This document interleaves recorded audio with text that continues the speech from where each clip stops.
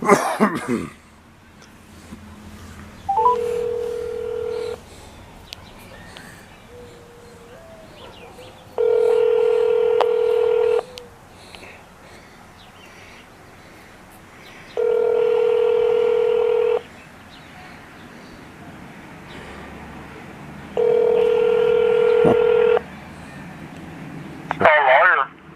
Yeah, hey, are you guys still doing the free question? Yes, what you have? Okay, my question is if attempting to do some public records video from a city, and city clerk advised that they delete the video nightly, and we're trying to, and that's a misdemeanor, I believe, isn't it? When they don't when they want to deny you public records. Well, it depends on what it is, and if it's subject to the Public Records Act. A lot of people, that Public Records Act it sounds like someone can just say everything's public record, and it's not. There's certain things that are, and there's certain things that aren't. Yeah, but like video, what I'm trying to get. If you were trying to find out about videos. You're okay. I am attempting to. There was an incident in a city here in Kate County, and I went to try to get the video from the city office, which is public, and city clerks advised that they delete the videos nightly. Okay. Is that a misdemeanor or not? No, I mean, if they have their own procedure, I mean, is there a, honestly, I've never ran across that before to know if they have a certain length of time on video, because you're talking about just the video of what goes on in their office. In other words, that they can video to make sure that people are treated fairly, that there's nobody gets outrageous or breaks something. Right, and she said they delete it, but she said they when they're closed or something like that. So, and I've seen that before over the years, where some law enforcement agencies, their systems automatically roll off after so many days. But I think, I don't know of any actual statute off the top of my head that talks about within municipalities if they're required to keep those for a period of time. But she said they deleted them nightly. Yeah, and I don't know of any specific provision that prohibits that. Oh, it's okay. Well, thank you for your time. I think I could just do my own research. Yeah, I think what you might want to do is just check, and that may be something that is such a complex deal. You probably want to talk to an attorney that gets involved in like a lot of municipal litigation over city ordinances. Oh, I have. I'm Like contacting Ron. Well, he's no longer an attorney, but I'm getting a hold of Ron Durbin out of Tulsa. Okay. A lot of people don't like him because now he's out with the camera exposing the corruption in different areas. I'm not familiar with him. Guerrilla Publishing.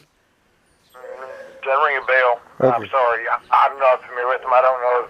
Okay. That, yeah. Well, I think I'll just do better because I do. I'm sorry I couldn't answer that more specific, and that's such a detailed complex. I guarantee you, sometime when I got a chance, I guarantee you I'll be looking that one up. Yeah. I'll know it next time someone asks me. Well, because I'm a little different. Little videos that is there, just recording everybody that comes in, right? Right. Okay. Yeah, that's out there. Like, for example, if you go to a lot of banks, you'll see they've got something like on video when someone walks in right as they come in the lobby, or some businesses will have those videos. Of course, those are private, but a municipality or what the government has, and generally the Open Records Act is. It almost sounds like, because of the name of it, that everything's open and available, but that's quite as far from. I'm trying to think what's a better way to say it without a rename that whole statute, because there's a lot of things that are not subject to being obtained under the Open Records Act that people think it's open records. That means I can get anything I want from the government or from a municipal or state. That's far from the truth. Right. I know exactly. I exactly know what you're talking about. And delinquent cases, those are even closed to other litigants that are on the same docket. Only the parties that are involved in that specific case. And if there's still and if it's still under investigation, also you cannot get a copy. If there's a case going on and that video has something to do with it, they cannot release it until their investigation is over. See, I got an associate's degree in criminal justice, so. If it's a case that's going to potentially prosecute or be in trial, then they can't release it at all. They can only make it available through the DA's office, and DA complies with the criminal discovery. It kind of gets into a whole lot of nuances. So the Open Records Act, and I know some people, and I'm not saying bad, sir. I mean, it's a good question, but to truly get in the in-depth part of that is the tree that's hard to find out. And then once you find that out, if you're still not clear, then you ought to contact your legislators, and because our legislators write those laws, and sometimes I guarantee there's a whole lot of those things that attorneys are concerned with each other about. What does this mean? How does this compare with the different one? So sometimes just the wording of those statutes are not the clearest and the best, or one will conflict with another statute. Which one controls? So it gets a whole lot of that nuances. That's why we see things like with the, and I'll use the U.S. Supreme Court as an example. You got 9 justices up there that appointed for life that usually have risen to the top some way, or been really outstanding to get appointed by a president and then confirmed by a Senate. So done well. And then you'll see them have decisions that are a 5-4 split decisions. They can't even agree among themselves at times. So there's it's a interesting concept, man. I'll have to. I'm going to look into that. Appreciate your call. I'm sorry I couldn't get you more specific information. Oh, it's okay. It's usually you pretty much gave me the regular answer I've gotten from the other 2 attorneys I paid to get.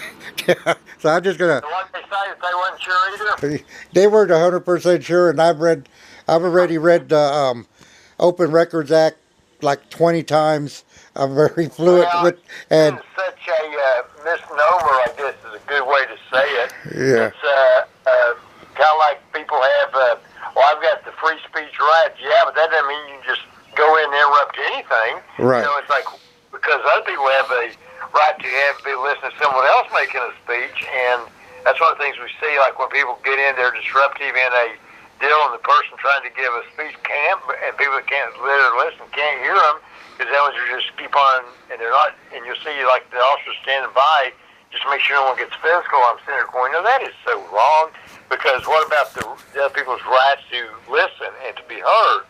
They have rights too, don't they? So, so it's it's one of those misnomers that we're living in kind of an era of time that it's different, man. That's I'll have to look into that more, because you're not the first person I've ever had ask a question about the Open Records Act. Yeah. And I was always someone asked, well, it doesn't mean what you think it means, but what it is. So it's those things that a lot of the areas that we deal in going, well. It's like, for example, if you had a criminal case, if someone has a criminal case and you want to get records, they will not give them to you, because they can only release them through the DA's office. And then when the DA's office must comply with discovery and give certain things over, and then people will be trying to get something from them, and it's like, well, but that's not an agency that normally reports to the DA's office, like police and that do, or investigators. So the other ones aren't necessarily under that same deal. Like a hospital, someone's wanting to get records off of someone's other visit because they're defending themselves in a criminal case. Well, that hospital is a private entity. File your own subpoena, do seek them, get ready to pay, and compel their attorneys and stuff like that. But that's not something that is covered because they don't. The government. So and a hospital also has HIPAA, which they take. Oh yeah, the federal part. Yeah, and that is, Jay, I've seen people that get so uptight and nervous, like counselors and psychologists, going, "Well, HIPAA, I got to have them sign a release of information." And I'm going, "Okay, well, when the person agreed to go into a drug court or something like that, they agreed to waive all that stuff to go in for treatment. So they can't go in now. They want to object to something being released within the program to the drug court judge because that's how they got in the program. So they can't go in now and try to play hide the eight ball. Right. Yeah, that kind of deal. So it's a complex deal, man. I hope you find, if you ever find, gosh. When I tell you what, I'm going to save your.